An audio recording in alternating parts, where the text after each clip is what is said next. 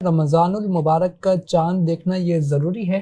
ماہ رمضان المبارک کا چاند دیکھنا یہ فرض نہیں ہے، یہ واجب کفایہ ہے۔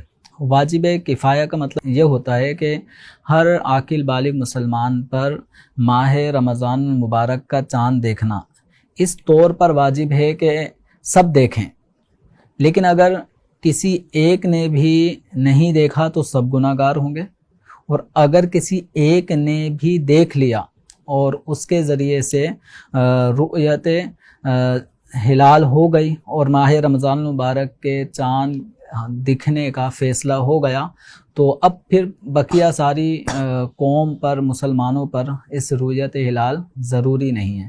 لیکن اگر کسی نے بھی نہیں دیکھا تو سب گناہ گار ہوں گے۔ تو 5 مہینے ایسے ہیں جن کا چاند دیکھنا واجب کفایہ ہے: شعبان المعظم کا، رمضان، شوال، ذی قعدہ، ذی الحجہ۔ تو یہ 5 مہینے لگاتار ہیں۔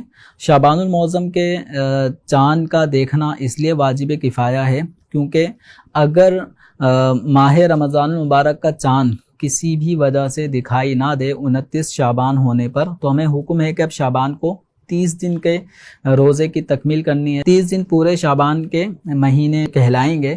تو اب جب شعبان کا چاند دیکھا ہوگا تو یہ 30 دن کی کاؤنٹنگ پوری ہوگی۔ اور ماہ رمضان المبارک کے روزے، ماہ رمضان کا چاند اس لیے دیکھنا واجب ہے، واجب کفایہ، کیونکہ ہمیں ماہ رمضان کے روزے رکھنے ہیں۔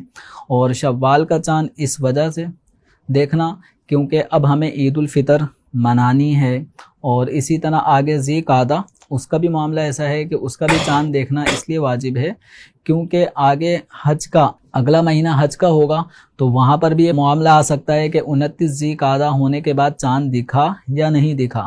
تو اگر ہم نے ذی قعدہ کا چاند دیکھا ہوگا تو ہماری کاؤنٹنگ درست ہوگی، اور اگر ذی قعدہ 29 ہونے پر اگر چاند نظر نہیں آتا تو ہم اس کو 30 دن پورے کریں گے۔ اور ذی الحجہ کا چاند اس لیے دیکھنا واجب کفایہ ہے کیونکہ 9 ذی الحجہ یوم عرفہ کو حج کا اہم ترین رکن ادا کیا جاتا ہے، وقوف عرفہ۔